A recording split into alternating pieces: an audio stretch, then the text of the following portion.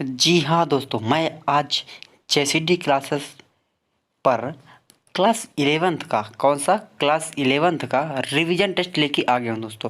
Class class 11th का revision test लेकर के आ गया हूँ दोस्तों। जो बायोलॉजी का जीव विज्ञान का जो एग्ज़ाम है वो चल रहा है, उसका रिवीजन टेस्ट मैं आप लेकर के आ गया हूँ। तो मैं इस पर वीडियो पर निरंतर क्वेश्चन बाय क्वेश्चन आपको रिवीजन टेस्ट का हल सॉल्यूशन पूर्ण रूप से कराऊंगा। ठीक है, ऑल क्वेश्चन पर ये वीडियो उपलब्ध है। ठीक है, तो मैं क्वेश्चन बाय क्वेश्चन कराऊंगा। हाँ, आप अगर आपको कोई दिक्कत होती है तो आप मेरे को कांटेक्ट कर सकते हैं, और मेरे आपको आखिर आप वीडियो एंड तक देखिएगा तो मैं आपको कांटेक्ट नंबर वहाँ पे एंड पे दे दूंगा। ठीक है, तो आप चलता हूँ मैं अपने टॉपिक की ओर। हमारा टॉपिक है पहला कि प्रश्न क्रमांक 1 ऑब्जेक्टिव क्वेश्चन, उसका आंसर क्या है। पहला है व्हिटकर है, दूसरा है सहवाल। ठीक है, हाँ, इसका आप एक काम, आप तत्काल स्क्रीनशॉट ले लीजिएगा, फटाफट स्क्रीनशॉट ले लीजिएगा ताकि आपको वीडियो का लिखने में समस्या ना हो। ठीक है, स्क्रीनशॉट रखते जाइए आपको, ताकि आपको मैं जल्दी जल्दी वीडियो बनाने की कोशिश करूँगा, क्योंकि बहुत लॉन्ग वीडियो हो जाता है तो अच्छा नहीं रहता। ठीक है, तो आप फटाफट स्क्रीनशॉट ले जाइए, तब तो मैं ऑब्जेक्टिव बता दूंगा। पहला है हुटकर है, दूसरा है सहवाल है, तीसरा है रॉबर्ट ब्राउन है ये। ठीक है, चौथा है पेप्टाइड बंद है, पांचवा 30 मिनट। ठीक है, ये राइट आंसर है दोस्तों। ठीक है, आप इसके आपके पास 5 नंबर इसमें से कहीं नहीं जाएंगे। ठीक है, तो आप इसको स्क्रीनशॉट ले लीजिए और आप आंसर सेम टू सेम छाप सकते हैं, कोई दिक्कत नहीं। ठीक है, मैं प्रश्न क्रमांक 2 को बात कर रहा हूँ। ये प्रश्न क्रमांक 2 अपना जो रिक्त स्थान से पूछा गया, ये प्रश्न क्रमांक 2। ठीक है, जो रिक्त स्थान के बारे में जांचेंगे। पहला का होगा उसको आंसर मृतोपजीवी, दूसरा का होगा ब्रायोफाइटा, तीसरे का होगा माइकोप्लाज्मा, और चौथे का होगा सरल प्रोटीन, पांचवें का होगा सक्षम कोशिका। ठीक है, ये मैंने हटा दिया, आप इसका तत्काल स्क्रीनशॉट ले लीजिए ताकि आपको वीडियो में दिक्कत ना हो। ठीक है, अब मैं चलता हूँ अपने तीसरे प्रश्न की ओर। ठीक है, स्क्रीनशॉट ले लिए होंगे, आपका समय समाप्त हो गया स्क्रीनशॉट का। अब मैं चलता हूँ क्वेश्चन की ओर। ठीक है, हाँ, ये अपना अब इसमें पूछा क्या गया दोस्तों, प्रश्न क्रमांक 3 में प्रश्न क्रमांक 3 में क्या पूछा गया है, सत्य असत्य के बारे में। ठीक है, प्रश्न क्रमांक 3 सत्य असत्य पूछा गया। पहला सत्य है, दूसरा सत्य है, तीसरा भी सत्य है, चौथा असत्य है, पांचवा असत्य है। ठीक है, तो आप इसके स्क्रीनशॉट ले लीजिए, आपका समय स्टार्ट होता है। ठीक है, आप स्क्रीनशॉट ले लीजिए क्योंकि वीडियो ज़्यादा लॉन्ग हो जाएगा। और आप, हाँ, आप मेरे व्हाट्सअप नंबर पे एसएमएस कर सकते हैं, कोई भी समस्या हो उस पर, कोई भी वीडियो संबंधित, तो आप वहाँ पे एसएमएस कर दीजिए, आपको हो सकता है कि रिप्लाई जल्द से जल्द वहाँ पे मिल जाएगी। ठीक है, कॉल ना किया करें, क्योंकि कॉल करते हैं तो हमारा समय आपके कॉल अटेंड करने में लॉस हो जाता है, तो वीडियो लेट हो जाते हैं आने में। ठीक है, अब मैं चलता हूँ नेक्स्ट प्रश्न क्रमांक 4 की ओर। ये सही जोड़ी से पूछा गया है, तो आप इसकी, हाँ, ये सही जोड़ी इससे पूछा गया, चाहे सही जोड़ी पर चर्चा किया गया इस टॉपिक पर, प्रश्न क्रमांक 4 पर। तो पहला है हाँ, आप स्क्रीनशॉट ले लीजिए क्योंकि मैं इसको नहीं पढ़ना, क्योंकि ज़्यादा समय लग जाएगा। ठीक है, आप स्क्रीनशॉट ले लीजिए। इसका है एस्कोमाइसिटीज पेनिसिलियम, दूसरा है सिनेटोलेजेला, तो इसका जिनोस्पर्म है, और जो पादा कोशिका का सेलुलोज होगा, एक भित्ति कोशिका का स्टार्च का होगा, कार्बोहाइड्रेट होगा, और एस प्रस्थातक का डीएनए प्राकृतिक होगा। ठीक है, यहाँ पे ये प्राकृतिक कुछ शायद है, कुछ गड़बड़ हो गया है, तो आप इसको देख लीजिए। वहाँ पे प्रकृति लिखा कुछ या गलत गलत सब मिसप्रिंट हो गया है, तो आप वहाँ पे देख लीजिए प्राकृतिक होगा। ठीक है, अब मैं चलता हूँ अगला क्वेश्चन की ओर। ठीक है, प्रश्न क्रमांक 5, इसे पूछा है कि प्रोकैरियोटिक के दो माते पूछा है, लक्षण पूछा है। तो ठीक है, आप इसकी स्क्रीनशॉट ले लीजिए। पहला ये प्रायः एक कोशिकीय प्रोकैरियोटिक जीव है जो कोशिका तंत्र में साइकोलॉजिस्ट नहीं पाई जाती। ठीक है, अब मैं चलता हूँ नेक्स्ट क्वेश्चन, तब तक आप स्क्रीनशॉट ले लिए होंगे मेरे ख्याल से। ठीक है, अब मैं चलता हूँ प्रश्न क्रमांक 5 में। प्रश्न क्रमांक 5 कंप्लीट हो गया, अब हमारा ये स्टार्ट होता है प्रश्न क्रमांक 6। वाह, ठीक है, ये प्रश्न क्रमांक 6। ठीक है, प्रश्न क्रमांक 6 है। हाँ, एक बात और, आप विशेष जानकारी यहाँ पे, आप मेरे चैनल को जेसीडी क्लासेस को, ठीक है, कौन सा जेसीडी क्लासेस, जेसीडी क्लास सब्सक्राइब कर लो। ठीक है, और हाँ, आपके लिए इतना मेहनत से वीडियो बनाओ तो एक तो लाइक बनता है। ठीक है, क्या बनता है, एक तो लाइक बनता है। एक तो लाइक कीजिए, आप अपने दोस्तों को, फ्रेंडों को शेयर कीजिए, ताकि, हाँ, आप जेसीडी क्लासेस सब्सक्राइब जरूर कर लें। कौन सा क्लासेस, जेसीडी क्लासेस। ठीक है, ताकि सब्सक्राइब कर लेंगे तो आपको वीडियो का नोटिफिकेशन आपको मिलता रहेगा। जो वीडियो नया अगला रिवीजन टेस्ट का लोड होगा उसका नोटिफिकेशन आपको मिल जाया करेगा। ठीक है, हाँ, चलता है प्रश्न अच्छा, इसमें पूछा गया प्रोटीन के 2 कार्य। ठीक है, तो पहला कार्य है शरीर में वृद्धि एवं विकास के लिए होता है, और दूसरा हो शरीर में ऊर्जा आदान प्रदान के लिए उपयोगी माना जाता है। आप स्क्रीनशॉट ले लीजिए, तब तक मैं चलता हूँ नेक्स्ट प्रश्न की ओर। ठीक है, आप स्क्रीनशॉट ले चुके होंगे मेरे ख्याल से।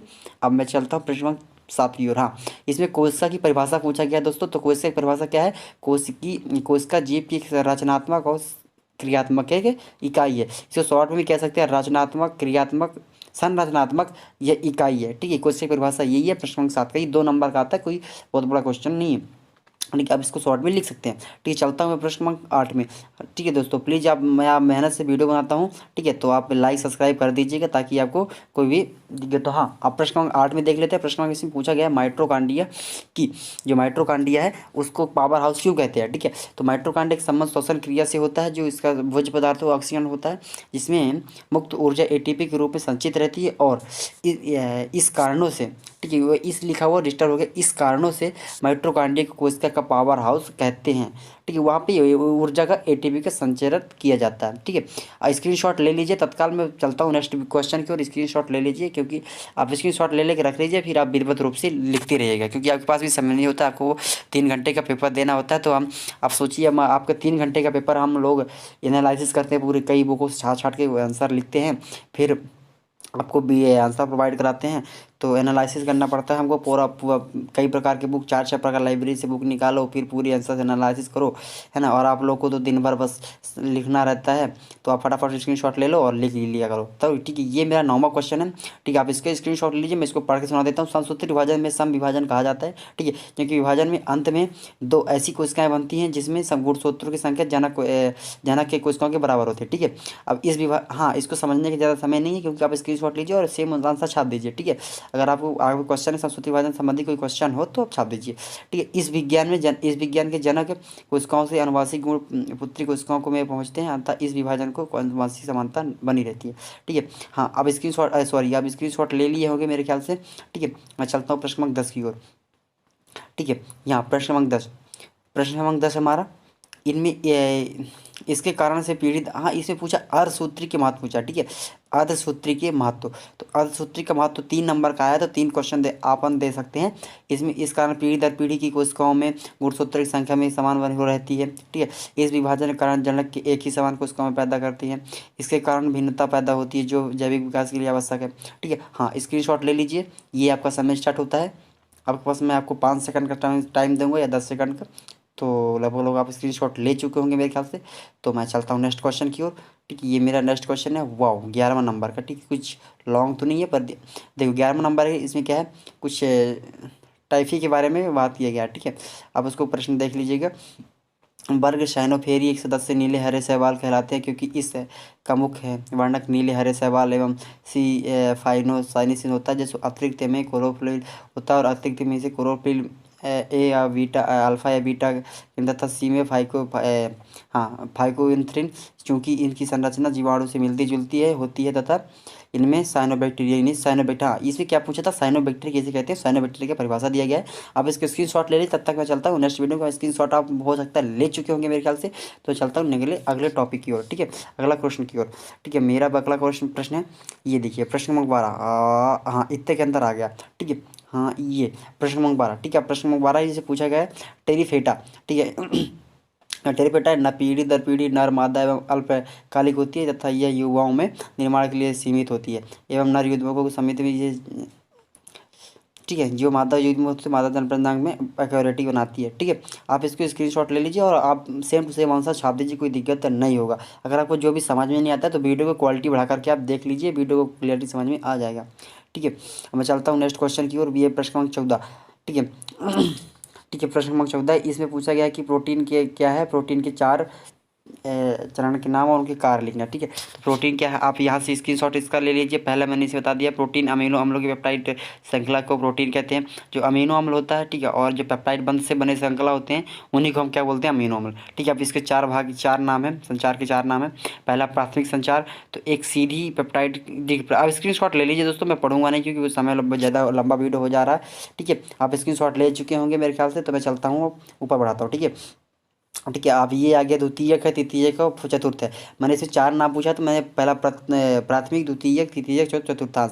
तो द्वितीयक का प्रोटीन कुंडलिक के रूप में पाई जाती है। ठीक है, तृतीयक में क्या होता है, इसमें पेप्टाइड बंध के अलावा हाइड्रोजन बंध भी पाया जाता है। ये क्या है, प्रोटीन के कार्य हैं, मतलब सॉरी, इनके कार्य हैं। ठीक है, तो इनकी जो 4 भाग है। चतुर्थांश संरचना क्या है, इसमें 2 प्रोटीन से अधिक पेप्टाइड बंधों की श्रृंखला बनी होती है। ठीक है, अब ये इनके संरचना के कार्य हैं। ठीक है, आप स्क्रीनशॉट ले लीजिए, पूरे में मैं करने की कोशिश करूँगा इतने में। हाँ, आप स्क्रीनशॉट ले लिए होंगे मेरे ख्याल से। मैं चलता हूँ तब तक अगली क्वेश्चन में। ठीक है, अब अगली क्वेश्चन है, हाँ, ये देखिए, इस पर बच्चे बहुत भारी कंफ्यूज होते हैं। ठीक है, तो आप इसको अब स्क्रीनशॉट ले लीजिए, इसमें कोई बताने वाली। ये प्रश्न क्रमांक जो 15 है, ठीक है, मैं इस पर बता देता हूँ। प्रश्न क्रमांक 15, ठीक है, ये मैंने यहाँ पे लिखा नहीं है। प्रश्न क्रमांक 15 का आंसर जो इसमें पूछा हुआ है, एक पादप कोशिका का नामांकित चित्र बनाइए। ठीक है, तो आप इस पादप कोशिका का नामांकित चित्र बना सकते हैं, कोई दिक्कत नहीं होगा।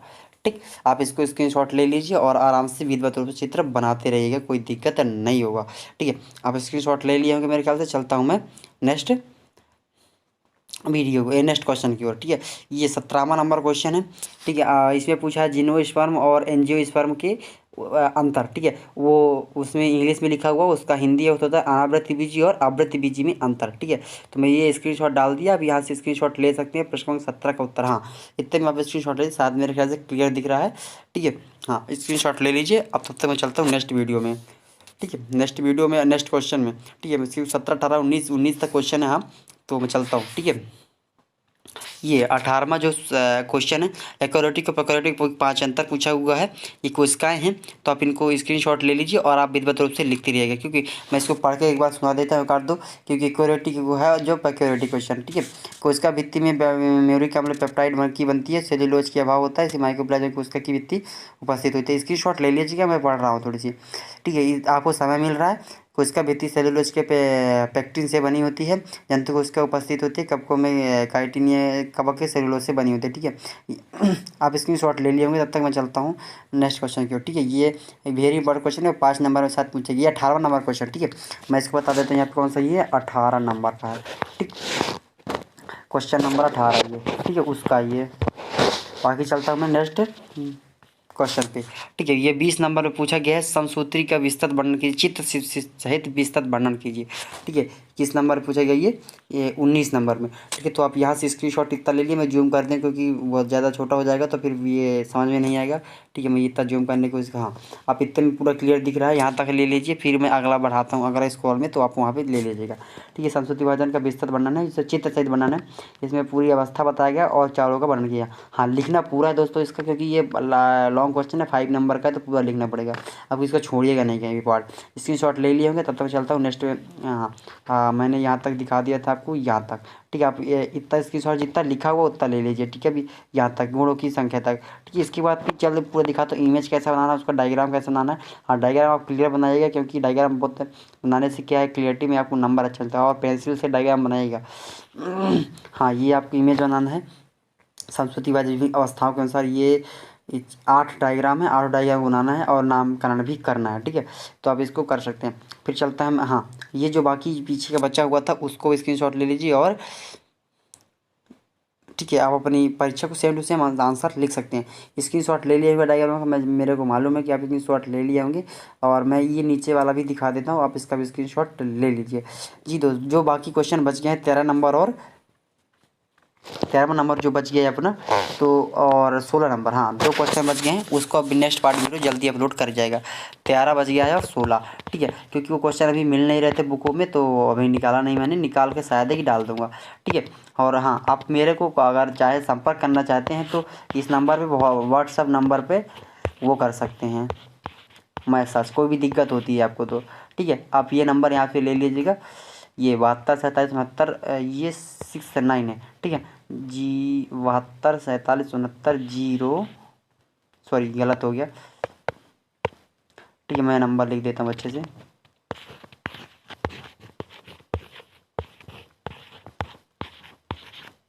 ठीक है, आप इसमें व्हाट्सएप एसएमएस कर सकते हैं, कॉल भी कर सकते हैं, पर जब ज़्यादा आपको समस्या कोई चीज़ समझ में नहीं आए, आप फालतू में कॉल मत कीजिए टाइम पास करने के लिए, क्योंकि मेरे पास समय नहीं होता। मेरे को 9th 11th 12th 9th 11th 12th 10th all, मतलब 4 क्लास के वीडियो उपलब्ध बनाने होते हैं। All subject per day video बनाना होता है, तो क्योंकि मेरे को समय नहीं मिल पाता है। ठीक है, तब तक के लिए जय हिंद, धन्यवाद, वंदे मातरम। मिलते हैं हम अगली वीडियो के साथ अगली सब्जेक्ट में।